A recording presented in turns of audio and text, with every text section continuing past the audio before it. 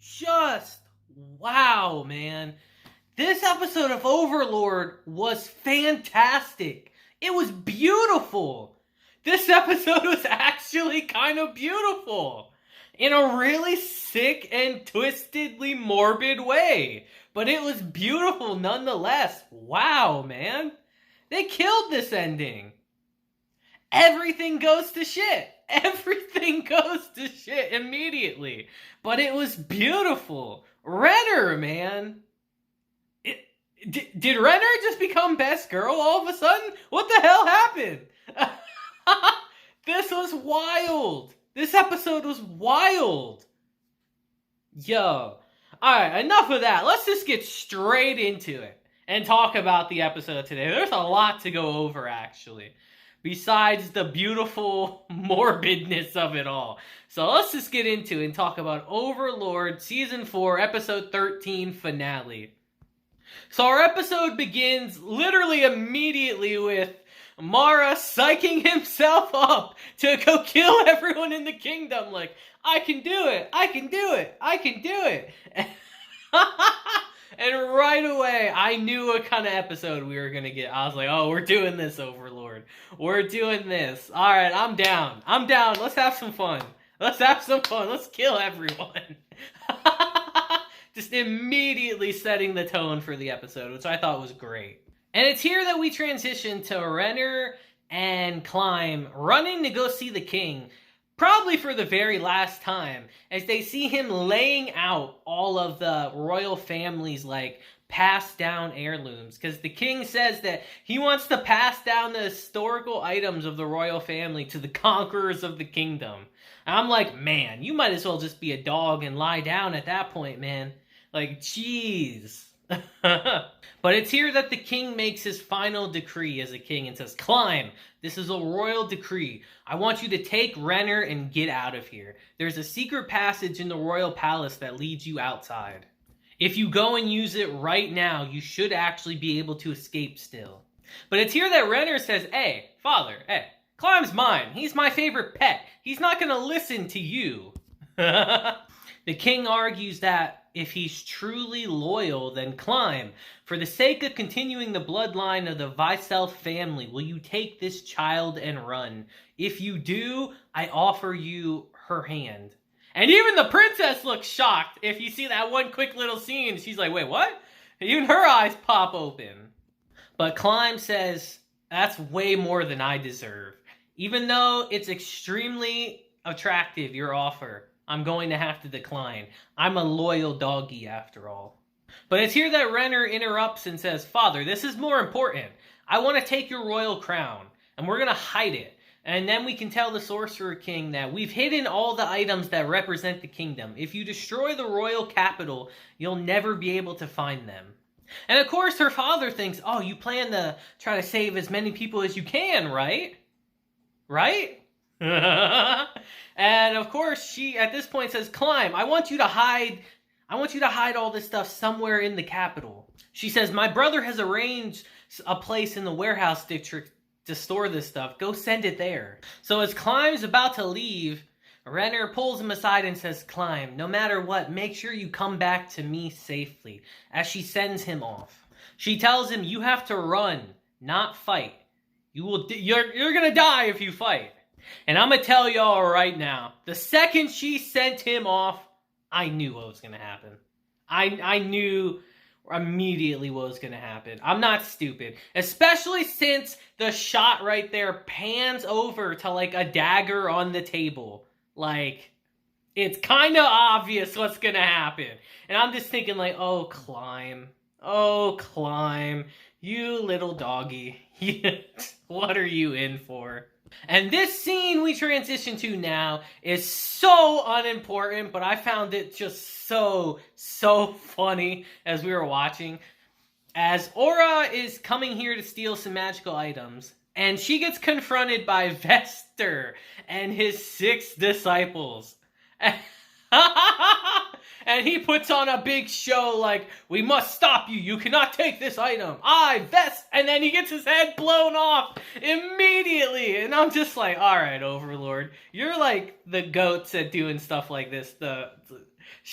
building someone up just to tear him down a second later. I loved it. That shit was so funny to me. I was dying laughing watching that. And then Aura's just like, oh yeah, just kill the rest of them. They're irrelevant, as they all just get brutally murdered. Jeez. So it's here as Climb is tucking away all the royal, I guess you could say, heirlooms. He's running through the city, and all of a sudden he sees the palace completely encased in ice. And he's panicking, obviously, so he has to hurry there. And upon seeing it, he sees Mara just standing up on top like, excuse me, you should probably move from that spot. That's the spot I plan to destroy first. And Climb wants to start fighting right there, but he remembers Renner's words like, come back to me safely. And it'd be too sad to see Climb get murdered by Mara. So he decides, fuck it, I'm running back to Renner. I'm ahead there right now. We're just going to let this go. And it's here as Climb makes his way back into the royal palace, I guess you could say, that he sees a note from Renner saying that we're in the throne room now. Come join us in the throne room. So he ends up going there, and he sees that there's guards around it that beckon him to come inside. So he does, and what he sees horrifies him. He sees Ainz sitting on the throne, surrounded by the floor guardians, Renner on the floor, with the king dead on the floor next to her, blood covering her, and he's terrified. He runs over to Renner and says, "Are you okay?" And she, of course, is putting on the best performance ever. As Climb takes his sword and stands in front of Ainz. And I'm thinking to myself, like, Climb, come on, man. You know this ain't gonna end well. Demetrius tells him, you stand too proudly in front of our king. Kneel. As he prostrates Climb down on the floor. And Climb comes to the conclusion that you made her kill the king, her own father, with her own hands, using this power, didn't you? And I love how they just look at each other like, what the fuck is he talking about? Like, what's he on about? Ainz says, oh, I remember you. You were with Gazif back then when we fought. And he tells Demetrius to release him, actually. And when he does, Climb instantly goes for Gazif's sword and takes arms. As Ainz tells him, you should feel honored. I'll allow you to fight me, a king, one-on-one. As Climb just starts unloading all his emotions on Ainz, saying, this is all your fault. We'd be fine if you weren't here. And Ainz just chuckles at him, which I find so great. As Climb charges at Ainz, but does absolutely nothing as you would expect, even hurting his own hand, punching him. As Ainz says, if this was a story, your rage would call forth the hidden power within you in order to cut me down. But this is reality, as he just throws Climb aside. As Ainz says, you're going to die here. There's no value in saving you. You have no special talent or power. As he says, but there's no need to despair because the world is unfair. As Ainz goes on this epic speech, inequality exists from the moment of birth. There are those that have talent and those who do not. Those who are born into wealth and those born into misery. Lucky ones who live a blessed life and unlucky ones who live a miserable life. But there's no need to despair over the inequality because death is fair to all, and I am that death itself. My mercy as the overlord of death is the only absolutely fair thing in this unfair world. But Climb doesn't fold. He says, I'm Renner's shield, as Ainz says those eyes. And he actually goes and picks up Gazif's sword and tosses it to Climb to use again. As Climb says, let me ask you, will you kill the princess after you kill me? And everyone there starts snickering and laughing. The only one who doesn't get it is Climb still. As Ainz says, what answer would make you the most miserable? I think not saying anything at all would do the trick. As Climb charges at Ainz, even using the level boost ring that Gazif gave him can't do anything. He prepares one good thrust, and Ainz just catches the sword, saying, I see. That was a pretty good attack, actually. As he just completely cleaves into Climb's shoulder with his sword. Ainz says, can Razor Edge destroy a world item? That'd be an interesting experiment. I'll have to figure that out after you die, as he prepares to end Climb. And Climb just looks on like, to think that the Sorcerer King would use magic on someone like me. As Ainz crushes his heart and ends his life right there. Before he dies, he tells him, you did well. As we actually transition to Climb opening his eyes again, and we see Renner standing over him worried. And something's a little off. She looks different all of a sudden. And Climb takes notice of that, and she says, oh, this? Yeah, the Sorcerer King kind of used his powers to change me. I'm not a human anymore, but a demon. Tee. Climb is absolutely horrified by this. It means he failed. He failed in everything he tried to do. Climb literally starts crying right then and there. Renner's like, I'm sure you're wondering why you're alive, but before I tell you, will you listen to my selfish request? I've turned into a demon, so I will live for all eternity. I'd be oh so lonely by myself. Climb, will you become a demon for me? Climb looks on horrified, but he nods his head yes. She says, oh, thanks a bunch for that. Let me answer your question now. Actually, I pledged my allegiance to the Sorcerer King in exchange for your resurrection. Will you pledge your allegiance to the Sorcerer King with me? And at this point, it's far too late, as Climb just says, yes, I will. She's like, thanks, Climb. Let's talk about things later. Please take your time to rest. As she leaves the room and notices that Albedo's sitting there and runs over and says, please forgive me for taking so long to apologize to you. Everything from preparing the poison for the food to going along with my charade in the throne room. I'd like to thank the Sorcerer King for all the support he's given me. Now it's here I have to give a shout out to one of you guys actually, who in the comments of last week's Overlord video let me know that what she means by the poison is she actually ends up poisoning the orphans that she gave the food to. She poisons all of them, kills them, and that's the requirement she needed to become a demon. So shout out to Atomic Beast for telling me that. That shit's wild! Remember when she tells the workers there, oh please, I insist, you guys eat some of it too. I was so right last week when I said I feel bad for those orphans, man. Jesus. So shout out to Atomic Beast for telling me that. That shit is wild, because the episode doesn't explain that to us. And it's here that Albedo tells her, no need to be so nervous, Renner. 90% of the plan used to destroy this kingdom was suggested by you, after all. I hope you continue to support Nazarick by working diligently as my subordinate. Lord Ainz valued you enough to go this far in helping you. Don't disappoint him. As she ends up giving Renner another Seed of the Fallen. And I'll tell you guys right now, I don't exactly know what Seed of the Fallen is. I assume it's going to be very prevalent at some point, because why else would they mention it? But I don't know what it is, personally. And now, as Albedo leaves, Renner comments to herself that, I'm so fortunate. I was able to realize my dream by merely selling out a single kingdom. Climb, let's spend eternity together in happiness. And it's here that she starts singing. And I have to admit, it's a super morbid song, but it's beautiful. It's mesmerizing. I think this scene is fantastic, actually. Truly showing you the depths of insanity, in a way. Just what one person would do to achieve her dream of killing everyone. Every single person is dead. She threw them all away to achieve her dream.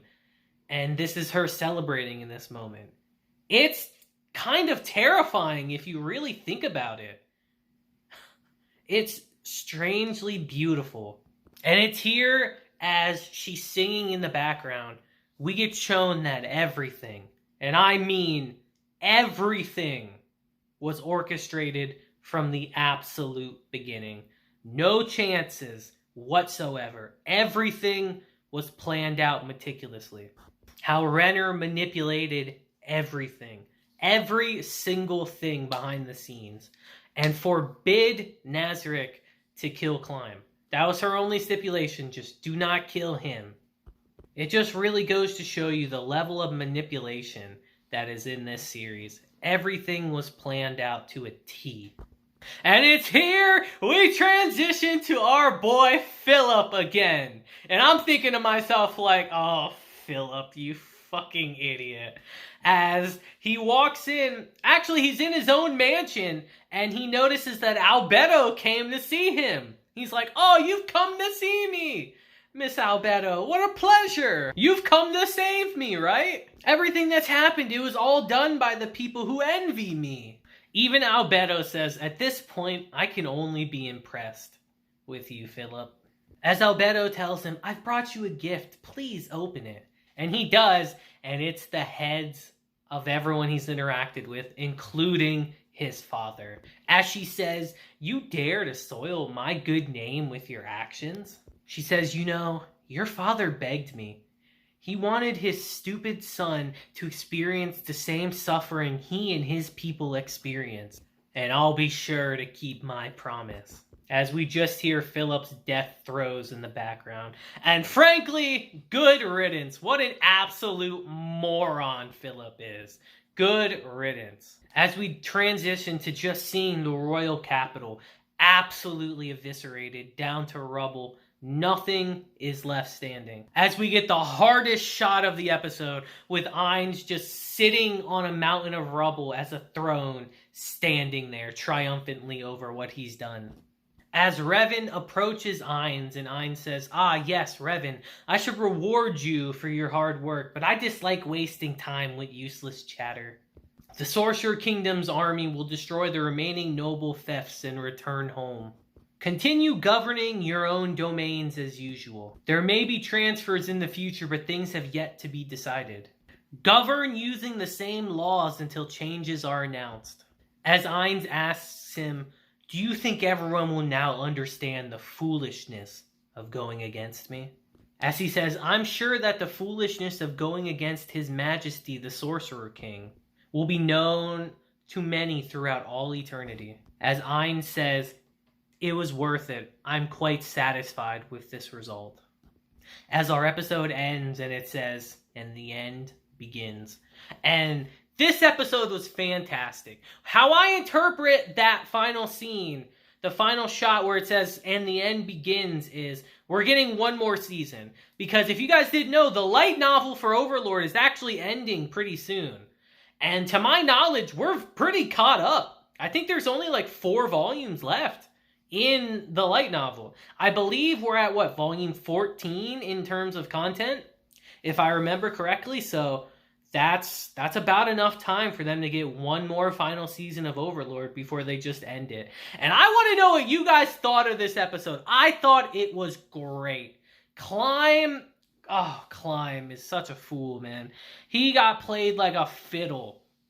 Renner played him so hard, and he's gonna meet such an unsatisfactory end, but it was to be expected, being a little loyal doggy and all, you know?